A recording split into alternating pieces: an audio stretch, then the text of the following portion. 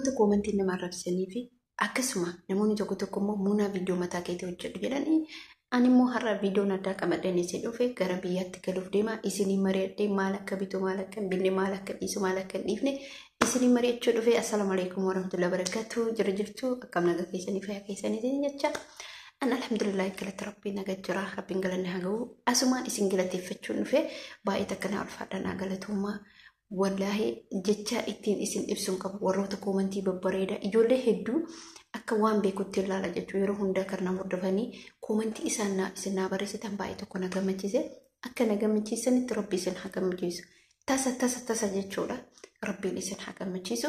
Asumaan anis gara biyya kootii deemuudhaaf waan deemuuf warroonni maatiin ta'in maatii ta'aa subscribe godhaa share godhaa warroonni dandeettanii share gootan Kuni ni mootu warroonni nama arrabsitan immoo arraba keessan addaan hin kutin sakandii takkallee na arrabsuudhaaf addaan hin kutin yeroo hundumaayyuu na arrabsi hin fudhadha. Sababni isaallee maaliif ree ati ufii miidhamta waan taateef namni tokko gaafa nama arrabsee nama samtu miidhamu malee ani miidhamu ati kana arrabsite intala takka jechuudha dhugaatti dhaqee laalee yeroo jedhutti meekaabii dibattee fuula kan akkas gootee hidhii kana la diimaa kan akkas baaste mututu gooteen arrabsite.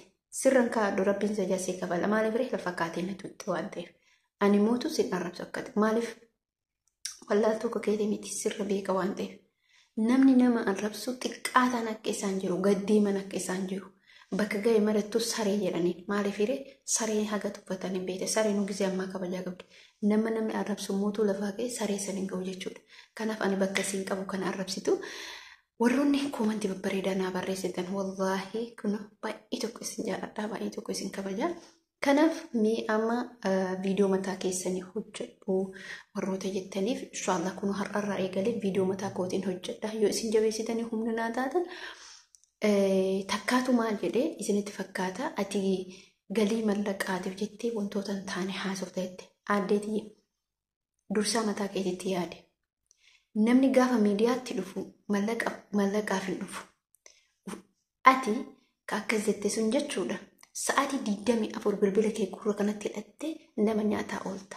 Sa'aatii gurra kanarraa simbuu beeke. Gurra kanarraa simbuu. Ani mootu harka dhibbatti namoonni miidiyaa hojii ofii dalagatan yeroo hojii san geessinee waan kana hojjechuuf deemnutu yeroo hin qabnu. Akka keetii sa'aatii 24 gurratti hidhadhee naman hin asootu akkasitti sun mallaqa ka jette ani mallaqa yuutuubiitiin hin jiraadha. Alhamdulillah rabbil alamin mungkin si caalaa jiraachuu danda'a ofii kiyyaa'uu danda'e jiraadha. Si galee namni sun nama akkamii hubadhu malee dubbii ol kaatee lafaan haasa'i eenyu akka ta'e dursaa waan kiyyan beektu waan ta'eef bakka argite viidiyoo kee argite viidiyoon san keessatti maaltu haasama jedhiitii xiinxale haasaa namaa tuffachuu odoo hin taane gaaf qaqqabdee laaltee bu'aarraa argatta. Gaaf fuula namaa kana laaltee umrii namallee namatti murteessite immoo ati immoo duuba deebi umriin keessan akka ta'e meeqa ta'e ilaali. Namni namaan jecha hin taane jedhu ofii gaddeemaa ofii gadi garagalaadha. Maaliif ree ofiin beeku kan namaa bicha arga waan ta'e. Kallattii ijatti fuula kiyya argita malee keessa kiyya hin beektu akkasitti sun. Warroonni na arrabsitan hundi keessan keessa kiyya hin beektan. Maaliif ree irra kiyya beektan. Gaaf umrii namaatiin nama arrabsite mootu umriin kee eessa akka jiruuf duuba deebi'uuf laale. Maaliif ree bara keetiin beektu jechuudha. Jechuu afaaniin haasa'u malee barri kee maal akka ta'e hin beektu. Atiif anillee biyya namaa keessa jirra.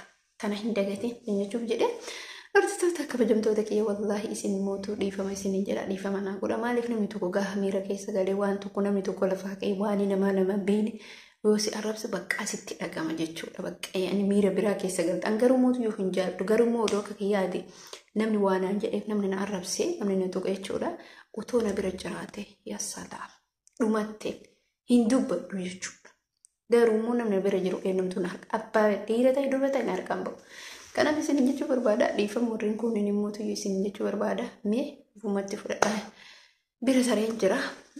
Kanaaf obboleen kiyyaa akkuma isin jedhetti ani galuudhaaf yeroo gabaabduu hin qaba. Yeroo gabaabduu kana keessatti immoo wallahi uummata akka wanni qopheeffadhe hin jiru. Bakka ani wannumti ani qopheesse tokkollee hin jiru. Bakka kanuma taa'aa jira. Namni gisee galuuf qabu waa hedduu bitata. Ani yeroo Saa'udii jirutti akka manni maatiin bira jiru maatii kiyya jettaniini guyyaa kamisaa guyyaa jimaataa gaaf namittiin boqonnaa qabdu. mucaa tokko jira saba biraati nuti hin baana jechuudha.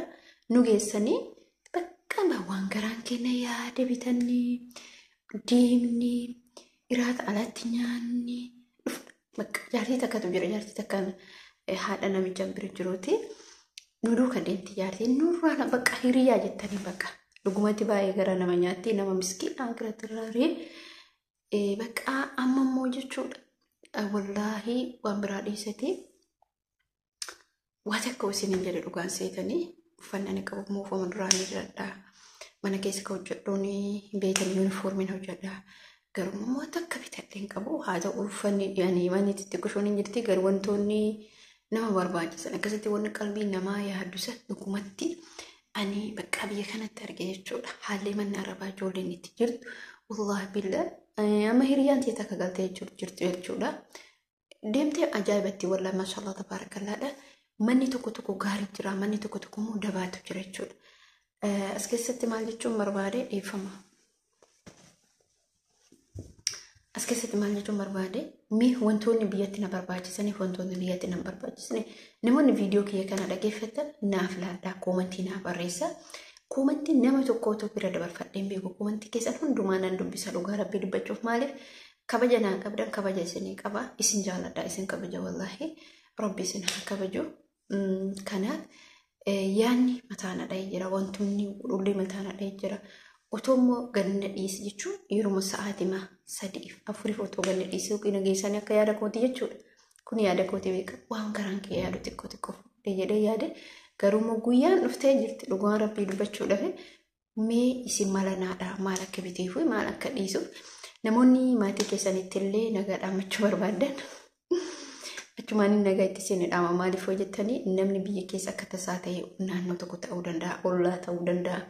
Irra ijoolleen naannoo gara Arsiitti naannoo gara hanga isatti ijoolleen naannoo Roobee namoonni maatii keessa dubbisachuu barbaadan isa dhaqeetan isinii dubbisuu danda'a. Koomentii bichaa naa barreessa akkasiin jechuu barbaadaa dhugaa rabbii dubbachuudhaaf jechuun jira.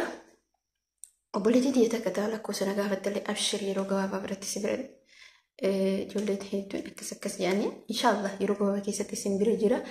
Kanaaf jechuudha obboleen kiyya mee yaada keessan naaf laadhaa. Uffata asitti bitaa moo biyyatti bitaa? Bilbilimmaa biyyaan baachuu caala. Bilbila namoonni hedduulleen bilbila dhaammatanii jiranii jechuun ijoolleen kamaan biraa jechuudha.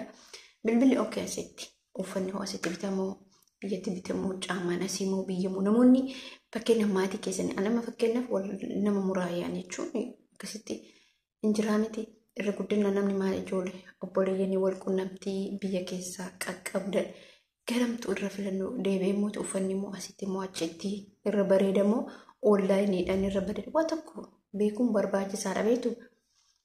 Kana isin gaafachuu barbaade tarii namni takka lama beekuu dandeettanii anarra beekuu dandeettanii. Waan ta'eef mee kanallee yaada keessan akka garuu kiilooleen hin taaru agarsiisudha.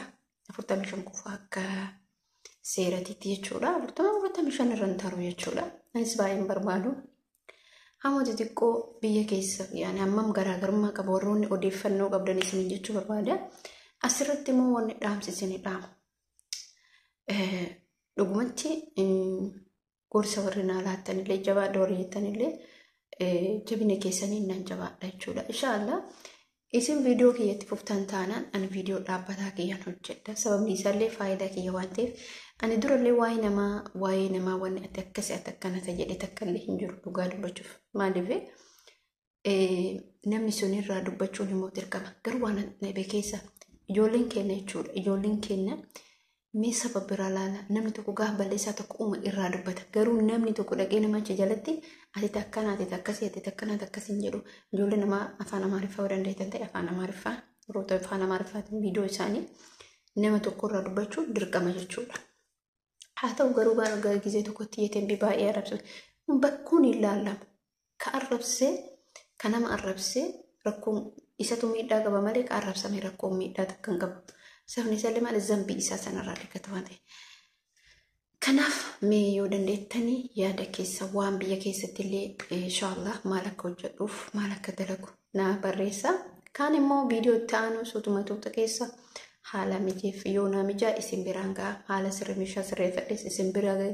Wanta hin taanes wanti ta'us isin biraan gayaa deema. Isin immoo akkuma duratti fuftanitti itti naafufaa isiniin jechuu barbaada. Kabajaaf jaalalleen isinii qabu dabalaa deema malee hir'ataan deemu isiniin jechuu barbaada.